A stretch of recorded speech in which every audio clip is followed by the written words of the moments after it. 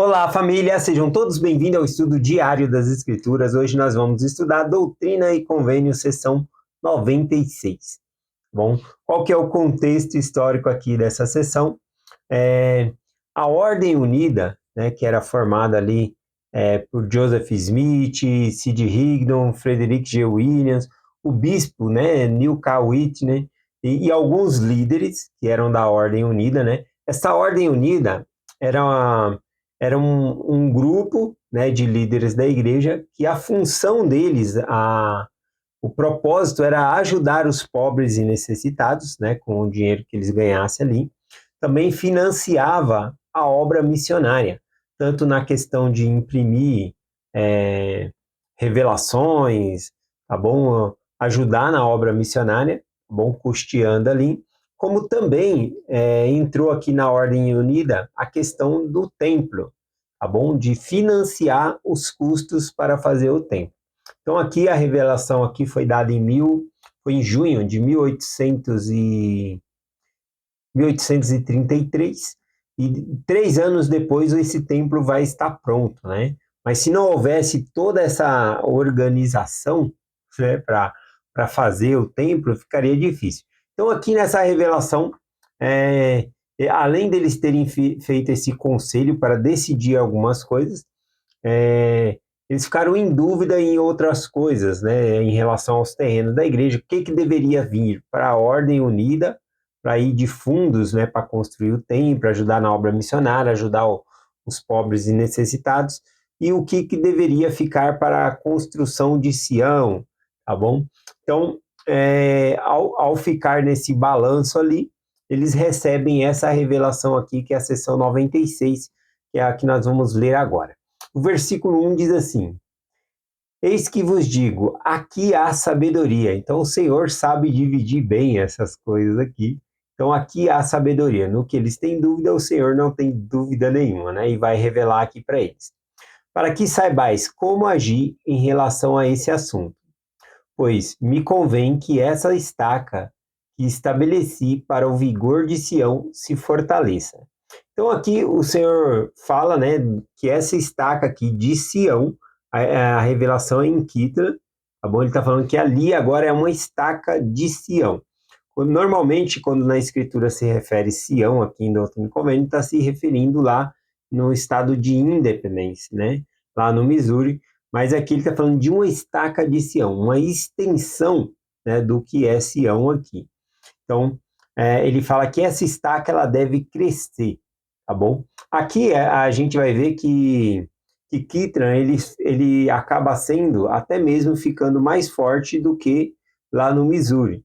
E ele se torna um centro, né, de apoio à obra do Senhor, tá bom? De apoio a fazer o crescimento, né, do evangelho ali, o crescimento da igreja, tendo mais membros e assim por diante. Então a gente vê isso acontecendo em Kitran aqui, tá bom? Sendo como se fosse uma base de apoio, né, para o evangelho crescer aqui.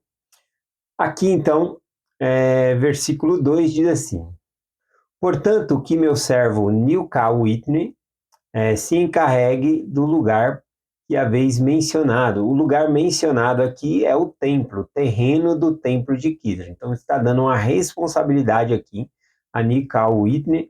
Neil K. Whitney, né, ele era um bispo desde 1831 em Kitran, né, e aqui já estava em 1833.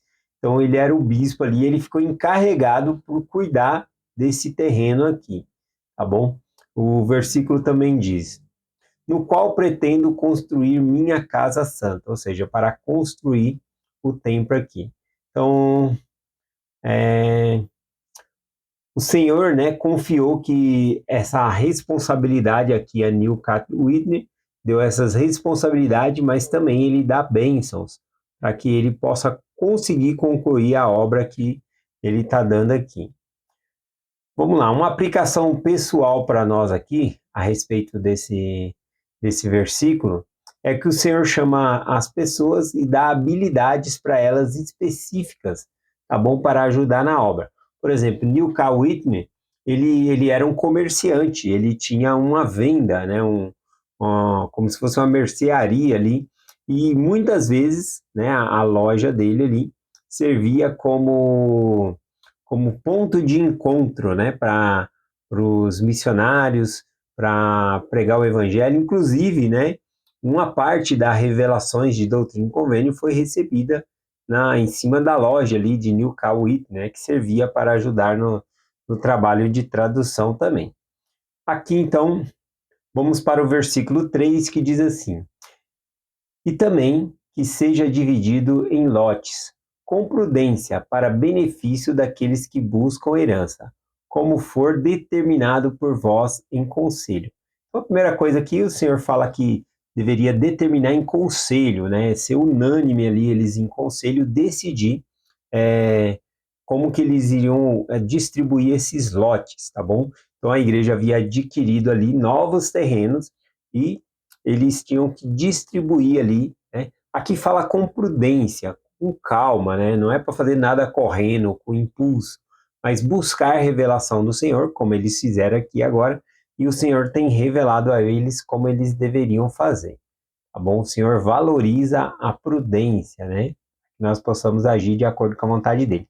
Versículo 4 diz: Portanto, não deixeis de cuidar deste assunto e da porção que é necessária para o benefício de minha ordem, com o objetivo de levar minha palavra aos filhos dos homens.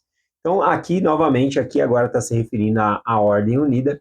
Um dos propósitos da Ordem Unida era levar o evangelho a todas as pessoas, tá bom? Então, ele fala para não esquecer desse assunto aqui, né? Aliás, ele traz aqui como um assunto necessário, algo muito importante aqui. Então, o que o Senhor considera muito importante aqui nesses versículos é espalhar a verdade, espalhar o Evangelho de Cristo, trazer salvação às almas. E isso a gente vai ver aqui agora no versículo 5, que diz assim: Pois eis que em verdade vos digo, isso é o que mais me convém, que minhas palavras cheguem aos filhos dos homens com o propósito de abrandar-lhes o coração, para vosso bem. Assim seja. Amém.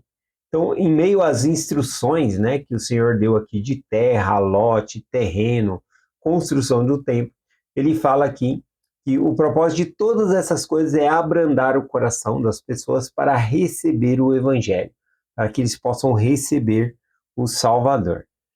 O versículo 6 aqui diz: Também em verdade vos digo, que me é sábio e conveniente que meu servo John Johnson, cuja oferta aceitei e cujas orações ouvi, a quem dou a promessa de vida eterna, e guardar os meus mandamentos de agora em diante. Se guardar os meus mandamentos de agora em diante.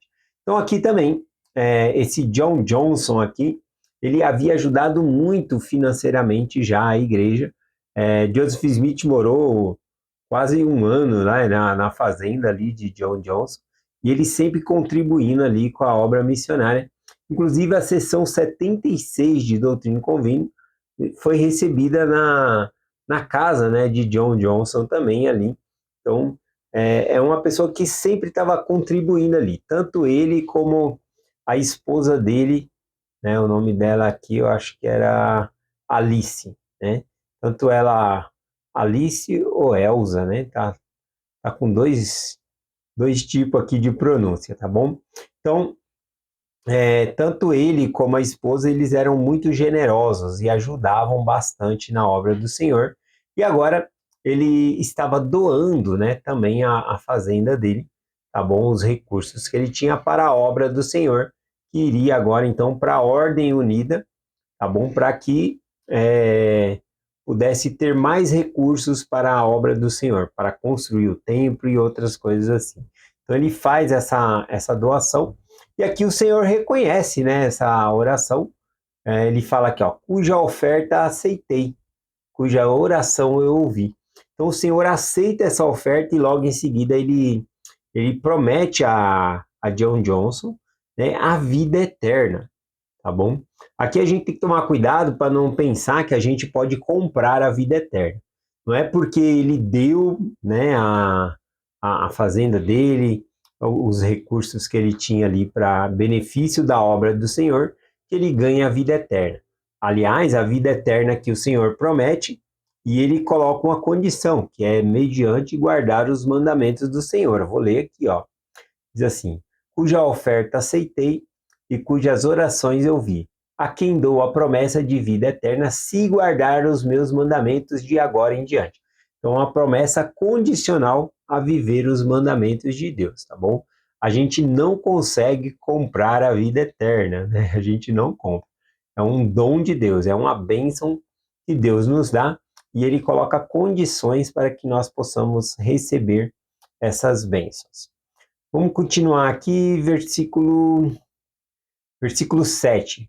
Porque ele é descendente de José e é participante das bênçãos e da promessa feita a seus pais. Bom, aqui então revela que John Johnson, na verdade, ele era descendente de José. Os descendentes de José, né, ele está falando do filho de Jacó, das 12 tribos, né, de Israel, ele era descendente de José, ou por parte de Manassés ou por parte de Efraim ali, mas ele era descendente. E essa descendência garantia ali o privilégio de pregar o evangelho, de ajudar na obra do Senhor. Então aqui mostra, né, o cumprimento dessa parte aqui. Aqui, eu acho que é interessante a gente notar também que ele fala, né, dessa descendência aqui, e que nós também, como membros da igreja, a gente passa a ser descendentes, né, de uma das tribos de Israel, mesmo que seja por adoção, porque recebemos as bênçãos. A bênção dos pais aqui, ele está recebendo a bênção abraâmica, que é justamente a bênção de herdar a vida eterna, tá bom? Que é concedida a nós também por meio dos convênios que nós fazemos com Deus. O versículo 8 aqui, o Senhor faz o convite, né, para ele entrar na ordem unida aqui. Em verdade vos digo que é-me conveniente que ele torne membro da ordem, a fim de que ajude a levar minha palavra aos filhos dos homens. Veja que o objetivo, né, de John Jones se tornar membro da ordem unida era ajudar a propagar a palavra do Senhor, para que o evangelho fosse avante ali. O último versículo aqui, versículo 9, diz assim: portanto, ordeno-lo para essa bênção, e ele procurará zelosamente a liquidar os encargos que pensam sobre a casa mencionada por vós, para que nela possam morar. Assim seja, amém. Assim acaba a revelação. Aqui mostra, né, que John Johnson, juntamente com as bênçãos que ele receberia, ele recebeu alguns encargos aqui de liquidar. Aqui falou liquidar os encargos. Os encargos são as dívidas que tinham ali. Então, veja que mais uma vez o Senhor coloca uma pessoa capacitada para ajudar na obra de Deus, porque John Johnson, ele sabia administrar as coisas, então ele administraria essa parte para pagar essas dívidas da igreja e também pegar empréstimos para construir o templo também. Então estava em cargo ali de John Johnson, como nós estamos vendo aqui. Bom, hoje foi só 9 versículos aqui. Entre esses 9 versículos, eu fiquei pensando, qual é o versículo aqui que chama mais atenção, que seria como se fosse a escritura do coração, o versículo do coração, né? Eu pensei sobre isso e eu falei assim, é melhor, se fosse para Deus escolher, né, desses versículos aqui, eu falo assim, aqui dos versículos lidos aqui da seção 9, são da seção aqui que nós acabamos de ler, a seção 96, só tem 9 versículos, qual versículo seria o preferido ou o mais importante, né? E aí eu estava vendo aqui, eu acredito que o Senhor responderia que é o 5, porque no 5, no versículo 5, ele fala e menciona a importância dessa parte da revelação. Diz assim, ó, pois eis que em verdade vos digo, isso é o que mais me convém. Ou seja, o que mais convém ao Senhor é o que está aqui no versículo 5. O que que é? Que minha palavra chegue aos filhos dos homens com o propósito de abrandar-lhe o coração para o vosso bem. Então, o que mais convém ao Senhor, o que é mais importante, era pregar a palavra para abrandar o coração das pessoas, para as pessoas vir e fazer convênio com o Senhor. Veja que não é pela espada, não é impondo, mas abrandando o coração deles para vir a Cristo e fazer convênio com Deus, tá bom? Então eu gostei dessa mensagem e nós compartilhamos com vocês em nome de Jesus Cristo. Amém. Até amanhã.